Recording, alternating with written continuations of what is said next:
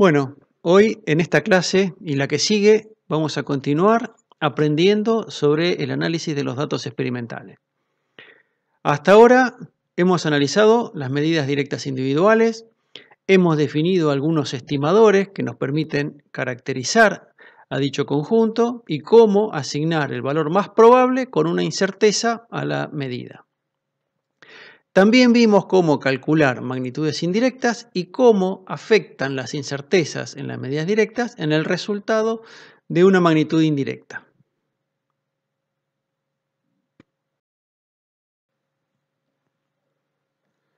En general, muchos conjuntos de datos se corresponden con medir la respuesta de un sistema físico frente a uno o más estímulos.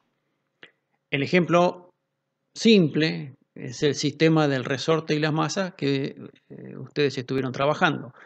En realidad hicieron una simulación donde midieron la deformación del resorte cuando se colgaban distintas masas. Esto es, ustedes midieron la respuesta de un sistema físico, en este caso el resorte, frente a distintos estímulos externos que vienen a ser las distintas masas.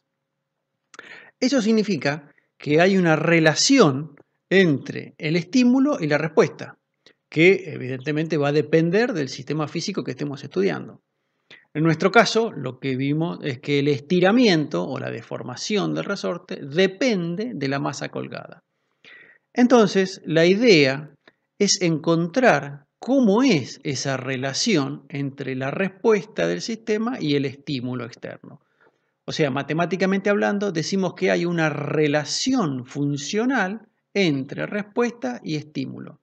O, dicho con otra palabra, significa que la respuesta del sistema es una función del estímulo.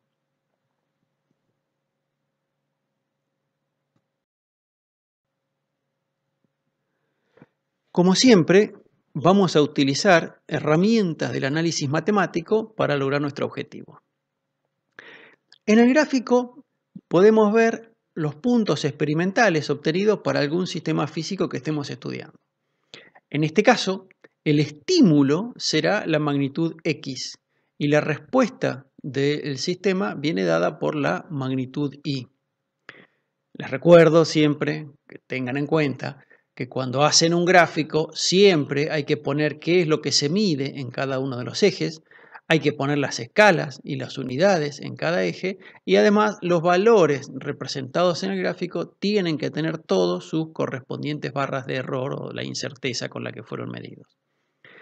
Entonces, ahora, volviendo a lo que veníamos diciendo, nos interesa encontrar una función que nos relacione ambas medidas, la magnitud de X y la magnitud Y, y que den cuenta de la relación que existe entre esas magnitudes.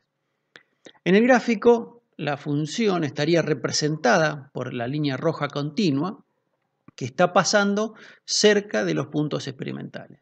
Y lo que queremos entonces es ver cómo obtener esa función continua que está dibujada con una línea roja en el gráfico.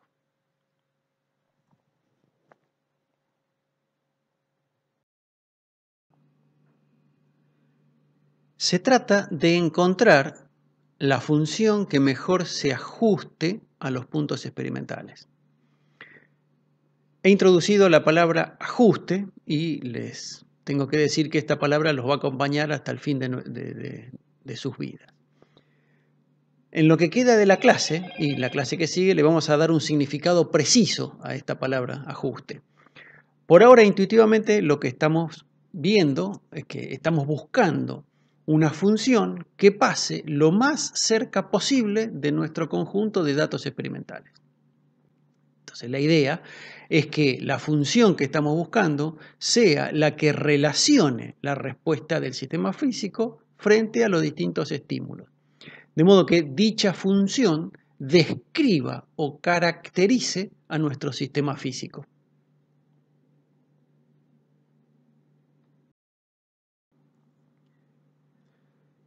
Para poder hacer algún tipo de procedimiento matemático, vamos a necesitar conocer la función. Ahora bien, tratar de deducir la función a partir del gráfico estímulo-respuesta no es algo que sea trivial. Incluso puede ser muy complicado. De hecho, no hay un procedimiento específico que nos diga cómo encontrar la función dado un conjunto de datos. En general, lo que uno hace es prueba y error con la consecuente pérdida o gasto de tiempo hasta que uno encuentra a la función que está buscando. En algunos casos particulares, para algunos sistemas físicos en estudio, los puntos experimentales quedan más o menos alineados. Entonces, en esos casos, se puede suponer que la relación entre la respuesta y el estímulo es lineal. En cualquier otro caso donde los puntos no estén alineados, la cuestión es un poco más compleja.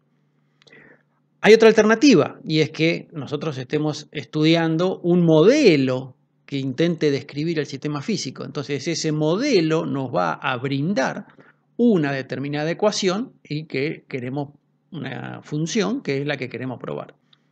En cualquier caso, sea que estamos suponiendo una determinada relación funcional o que los datos están alineados o que tenemos un modelo que nos provee una ecuación, lo que siempre tenemos es una determinada función y que la queremos testear. Es decir, tenemos una relación entre X e Y que queremos poner a prueba con nuestro conjunto de puntos experimentales.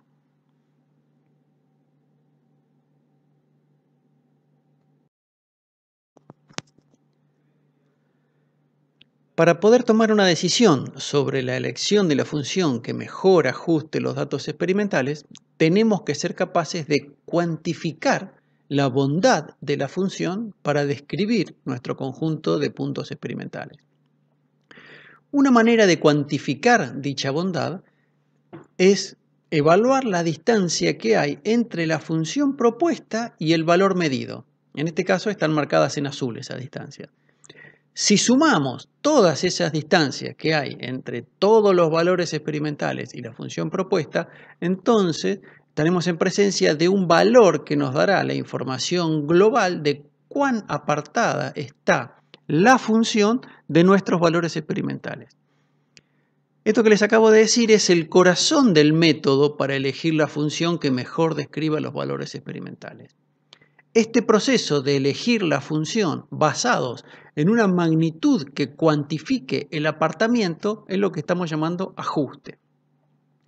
Cuando decimos ajuste, nos estamos refiriendo entonces a algún proceso mediante el cual elegimos los valores de los parámetros de la función, que conocemos de alguna manera, que mejor describe nuestros puntos experimentales. Tengo que insistir en este caso en que la función la estamos eligiendo nosotros, o porque seguimos algún modelo físico, o porque hicimos alguna suposición, o por prueba y error.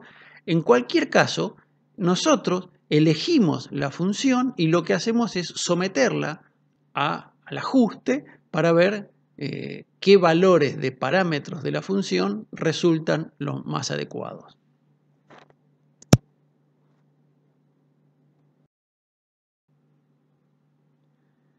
Teniendo esto en mente, podemos entonces definir el chi cuadrado, que no es otra cosa que lo que acabamos de decir. Se trata de una medida del apartamiento entre la función y los puntos experimentales. ¿Cómo lo definimos? Como la sumatoria sobre todos los puntos experimentales de la distancia entre la función y el valor experimental elevada al cuadrado. La elevamos al cuadrado para tener en cuenta que, dependiendo de que los puntos experimentales estén por arriba o por debajo de la función, la diferencia entre la función y el punto experimental puede ser positivo y negativo. Si no elevásemos al cuadrado, estaríamos sumando términos positivos y negativos que podrían llegar a compensarse y desvirtuar el criterio de poder ver el apartamiento global.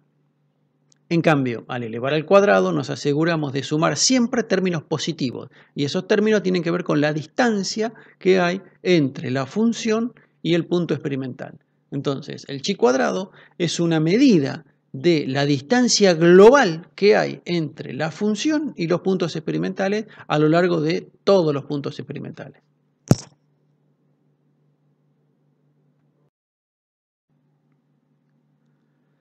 Entonces, lo que tenemos que lograr es que el valor del chi cuadrado sea lo más pequeño posible.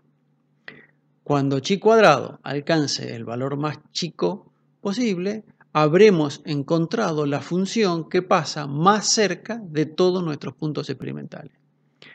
Como dijimos al inicio de la clase, afortunadamente el análisis matemático nos brinda las herramientas para llevar a cabo este proceso de encontrar el valor mínimo de chi cuadrado. Lo que tenemos que hacer entonces es encontrar cuánto valen los parámetros de la función que minimizan el valor de chi cuadrado. Les repito que la función la conocemos porque la elegimos nosotros.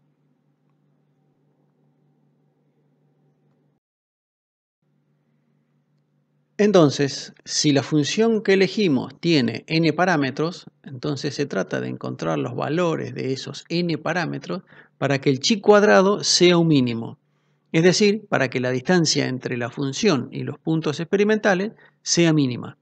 De esta manera, determinamos la función que mejor ajusta nuestros puntos experimentales. Este procedimiento se denomina método de cuadrados mínimos o método de mínimos cuadrados. Pero lo que hace no es otra cosa que encontrar un conjunto particular de los parámetros de la función para que se minimice el chi cuadrado. Y con la elección de ese conjunto de parámetros que minimizan el chi cuadrado, nos aseguramos de que la función esté lo más cerca posible de todos nuestros puntos experimentales. Un error muy frecuente es creer que el chi cuadrado tiene que tender a cero. Eso no es así. El mejor ajuste se logra cuando el chi cuadrado alcanza su valor mínimo, que siempre es distinto de cero, porque estoy sumando en una sumatoria igual al número de puntos experimentales, todas cantidades positivas, porque están todas elevadas al cuadrado. Si el chi cuadrado es cero, es porque cada uno de los términos, que son todos positivos, es cero. Y eso significa que la función pasa exactamente por todos los puntos experimentales, y eso no sucede nunca. Entonces, el chi cuadrado alcanza un mínimo, pero ese mínimo no es cero. O sea, hay un error muy usual, que es creer que el ajuste perfecto se logra cuando el chi cuadrado es cero. No, el ajuste se logra cuando el chi cuadrado alcanza su valor mínimo.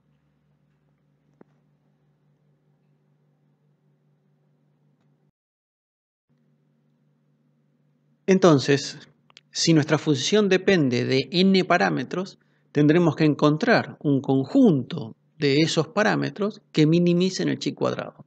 Por ejemplo, una recta tiene dos parámetros, la pendiente y la ordenada al origen. Entonces, tendremos que encontrar dos valores, uno para la pendiente y otro para la ordenada al origen, para que la función pase lo más cerca posible de los puntos experimentales. Un polinomio de grado k tiene k más un parámetro, que son los coeficientes de cada potencia. Entonces se tratará de encontrar cuáles son los coeficientes de ese polinomio para que la función pase lo más cerca posible de los puntos experimentales. Eso significa que cuando construimos el chi cuadrado, sumando para todos los puntos experimentales, lo que nos queda es una función que depende únicamente de los parámetros de la función.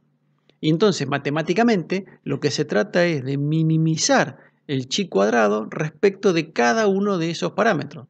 Es decir, tenemos que encontrar un conjunto determinado de todos esos parámetros para que la sumatoria sea lo más chica posible.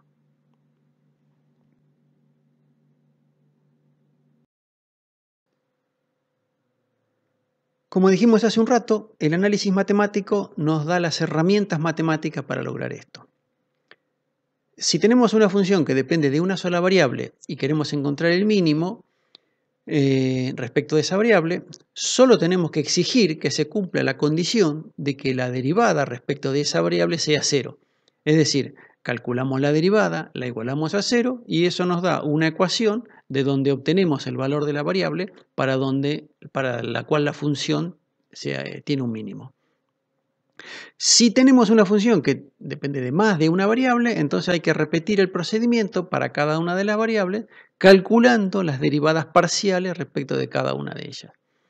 Entonces, esa es la herramienta que nos brinda el análisis matemático. Si lo aplicamos al chi cuadrado, que depende de los parámetros de la función, lo que tenemos que hacer es la derivada parcial del chi cuadrado respecto de cada uno de los parámetros e igualarlas a cero. Esto nos da un conjunto de n ecuaciones, una ecuación por cada uno de los parámetros, con n incógnitas, ¿sí? Que habrá que resolver. Y tenemos n ecuaciones con n incógnitas, en principio el sistema tiene una solución. Que precisamente la solución de este sistema nos da el conjunto de parámetros que minimizan el chi cuadrado, lo que a su vez significa que con esos parámetros la función está pasando lo más cerca posible de todos los puntos experimentales.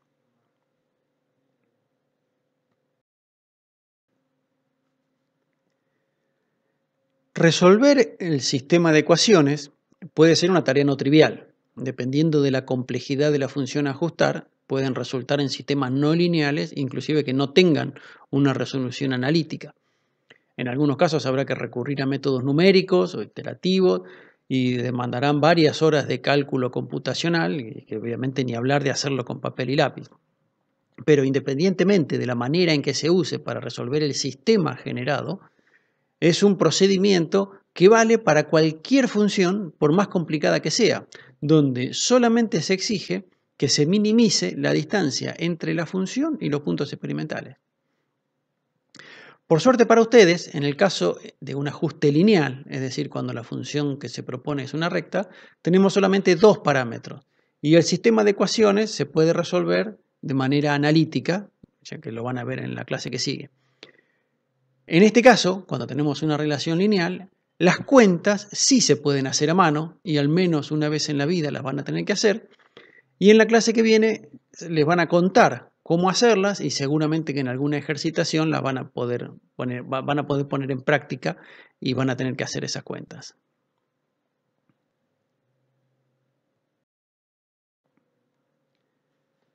Ahora vamos a introducir otro parámetro que nos va a ayudar a medir la calidad del ajuste que hicimos.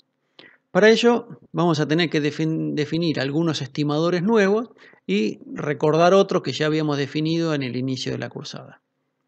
Como estimador nuevo vamos a definir el chi cuadrado reducido, que no es otra cosa que el chi cuadrado que ya conocemos, pero está dividido por el número de puntos experimentales menos el número de parámetros de la función. Dado que se trata simplemente de dividir por una constante, las propiedades del chi cuadrado y del chi cuadrado reducido son exactamente las mismas. Es decir, los dos van a tener un mínimo para el mismo conjunto de parámetros. En otras palabras, el conjunto de parámetros que minimicen el chi cuadrado también van a minimizar el chi cuadrado reducido y viceversa.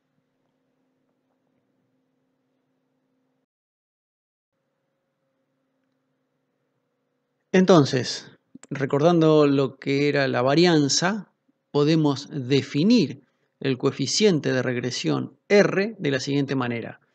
R al cuadrado es igual a la varianza menos el chi cuadrado reducido dividido por la varianza. De esta manera, lo que tenemos es un estimador que nos va a servir para evaluar la calidad del ajuste en cuestión. Hay que resaltar que este no es un único estimador. Hay muchas maneras de evaluar la bondad de un ajuste. Esta es simplemente una de ellas.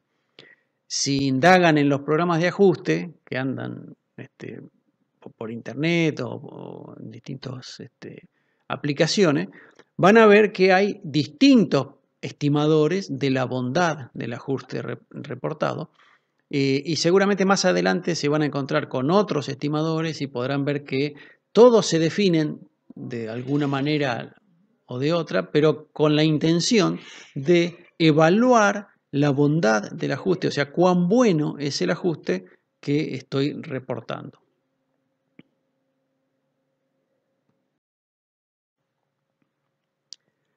En nuestro caso, los valores de R cuadrado van a estar comprendidos entre 0 y 1, siendo 1 el ajuste perfecto, que ya dijimos que no existe, ya que el chi cuadrado nunca puede ser 0.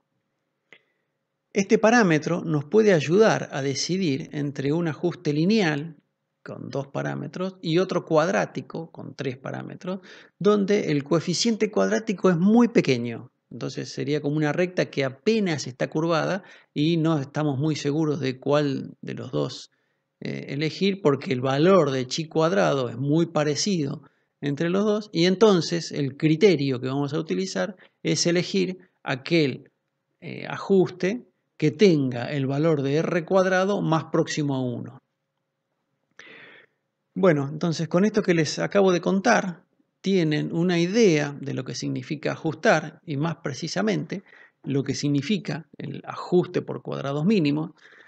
Ya saben qué es lo que está detrás del método y qué es lo que significa el chi cuadrado y el r cuadrado, que son los valores que les brindan los programas de ajuste que se van a ir encontrando a lo largo de sus carreras y a lo largo de sus vidas. Entonces, ahora están en condiciones de mirar la clase que sigue para ver cómo hacer a mano un ajuste lineal y encontrar los valores de la pendiente y de la ordenada al origen de un conjunto determinado de datos. Bueno, por ahora nada más. Espero que les haya sido de utilidad.